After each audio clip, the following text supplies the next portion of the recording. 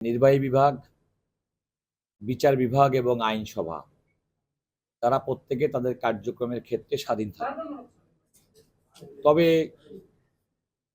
এটাও সত্যি যে রাষ্ট্র পরিচালনার ক্ষেত্রে একটা রাষ্ট্র অত্যন্ত সফল এবং সুন্দরভাবে চলবে যদি এই তিনটি অর্গানের মধ্যে যেন একটা সুসমন্বয় থাকে। আপনারা জানেন যে সুপ্রিম কোর্টে একটি হাইকোর্ট বিভাগে একটি রায় হয়েছিল 2রা সেপ্টেম্বর 2025। এই রায়টি আমাদের সংবিধানের 116 অনুচ্ছেদ, যেটি অর্থাৎ নিম্ন আদালতের বিচারকদের পোস্টিং সংক্রান্ত, পদোন্নতি সংক্রান্ত যে ক্ষমতাটি আমাদের বর্তমান সংবিধানে সুপ্রিম কোর্টের সঙ্গে পরামর্শ করে রাষ্ট্রপতি কর্তৃক প্রয়োগ করা হয়, এই আমাদের সংবিধানের 116 অনুচ্ছেদের একটা ইতিহাস আছে। এই ইতিহাসটা হচ্ছে 1972 সালে আমাদের মূল যে সংবিধানে, সেই সংবিধানে এই ক্ষমতাটা ছিল সুপ্রিম কোর্টের উপরে। যা হোক, পরবর্তীতে 4র্থ সংশোধনীর মাধ্যমে এই সংশোধনীটা, এই অনুচ্ছেদটি সংশোধন করে এটা সুপ্রিম কোর্টের পরিবর্তে রাষ্ট্রপতি করা হয়। 4র্থ সংশোধনী আপনারা নিশ্চয়ই জানেন, স্বাধীনতা পরবর্তীতে জনাব শেখ মুজিবুর রহমান সরকারের আমলে। পরবর্তীতে 1979 সালে এটাকে সংশোধন করে করা হয় যে এই দায়িত্বটা রাষ্ট্রপতি করবেন, তবে সুপ্রিম কোর্টের সঙ্গে পরামর্শ ক্রমে। আপনারা জানেন যে আমাদের দেশে 5ম সংশোধনী একটি রায় আছে, যে রায়ের মাধ্যমে আলটিমেটলি এই 1979 সালে যে সংশোধনীটি করা হয়েছিল সেটি বাতিল হয়ে যায়।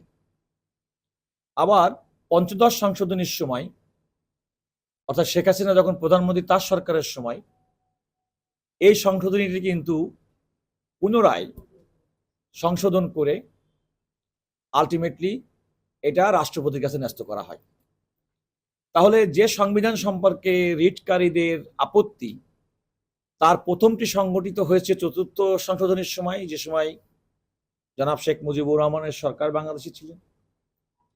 আবার 5ম সংশোধনী, যে সংশোধনীর উপরে ভিত্তি করে এটি 72 সালের সংবিধানের বাইরে গিয়া পুনরায় রাষ্ট্রপতির কাছে ন্যস্ত করা হয়েছে, যেটার বিরুদ্ধে রিট পিটিশন দায়ের হয়েছে, সেটিও কিন্তু বিগত শেখ হাসিনা সরকারের সময় হয়েছে। এই সংশোধনীটা চ্যালেঞ্জ করে এবং 2017 সালের একটা রুলস, সেটা চ্যালেঞ্জ করে আলটিমেটলি হাইকোর্টে রিট পিটিশন দায়ের করা হয়। আপনারা জানেন সেই রিট পিটিশনে এই 4র্থ সংশোধনী, অর্থাৎ 1974 সালের সংশোধনী আর হচ্ছে 2011 সালের সংশোধনী, এই দুটার পাশাপাশি যে রুলস চ্যালেঞ্জ করা হয় আদালত, এবং আর একটা প্রেয়ার করা হয় যে সুপ্রিম কোর্টের জন্য একটা স্বতন্ত্র সচিবালয় করা, এবং সেই স্বতন্ত্র সচিবালয় মর্মে একটা ডিরেকশন চাওয়া হয়েছিল, যে স্বতন্ত্র সচিবালয়ের ডিরেকশনও আদালত দিয়েছিল। এই রায়টি প্রকাশিত হয়েছিল 2রা সেপ্টেম্বর 2025, অন্তর্বর্তীকালীন সরকারের সময়। এবং আমরা এই যে রায়, এই রায়ের বিরুদ্ধে রাষ্ট্রের পক্ষ থেকে আপিল দায়ের করা হয়েছে, এবং সেই আপিলটি শুনানি না হওয়া পর্যন্ত আমরা একটা হাইকোর্টের রায়ের স্থগিতাদেশ চেয়েছি। এবং আজকে বাংলাদেশের মাননীয় প্রধান বিচারপতি সহ আপিল বিভাগের 4 বিচারপতির সমন্বয়ে গঠিত বেঞ্চ আমাদের আবেদন মঞ্জুর করেছেন। অর্থাৎ হাইকোর্ট যে রায় দিয়েছিল, যে রায়ের পরিপ্রেক্ষিতে সংবিধানের 116 অনুচ্ছেদের সংশোধনী বাতিল ঘোষণা করা হয়েছিল এবং একটি স্বতন্ত্র সচিবালয় প্রতিষ্ঠার যে নির্দেশনা দেওয়া হয়েছিল সেটি স্থগিত থাকবে। আর 2017 সালে যে বিধি মোতাবেক ইতিপূর্বে পরিচালিত হচ্ছিল বিচারকদের ব্যাপারে, সেটি দ্বারা পরিচালিত হবে এই আদেশের ফলে।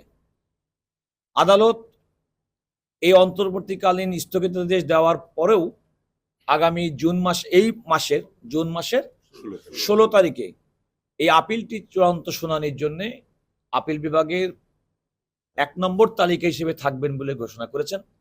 আর আমাদের আপিল নিষ্পত্তি করার ক্ষেত্রে কতগুলো প্রাসঙ্গিক আনুষঙ্গিক বিষয় আছে যেগুলো আমাদের করতে হয়। আমরা বলি কনসাইজ স্টেটমেন্ট দেওয়া, এটা হচ্ছে আপিলের পক্ষে আমরা প্রথমে দেব, বিবাদী পক্ষে যারা আছে তারা দিবেন, তার মধ্যে দিয়ে এটা শুনানি মানে শুনানির জন্য প্রস্তুত হবে। এটা হচ্ছে মূল জিনিস, এই কাজটি করেছে। এটা আমি আদালতকে স্থগিতাদেশের প্রয়োজনীয়তাটা কেন পড়েছি সেটা আমি বললাম। আমি আদালতকে বলেছি যে এই রায়টি যদি স্থগিত না করা হয় তাহলে আমাদের বিচার প্রশাসনে এক ধরনের স্থবিরতা কাজ করছে।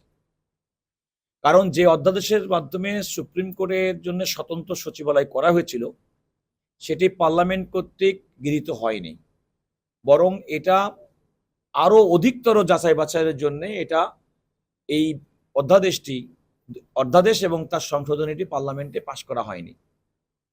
এবং আমি রাষ্ট্রের পক্ষে সরকারের যে বক্তব্য, অর্থাৎ পার্লামেন্টের যে অ্যামেন্ডমেন্ট আনা হয়েছে সেই অ্যামেন্ডমেন্টে যেটা উল্লেখ করা আছে অধিকতর যাচাই বাছাই করার জন্য, সেটা করার জন্য এটাই সরকারের অবস্থান হিসেবে আমি ব্যাখ্যা করেছি এবং আমি বলেছি।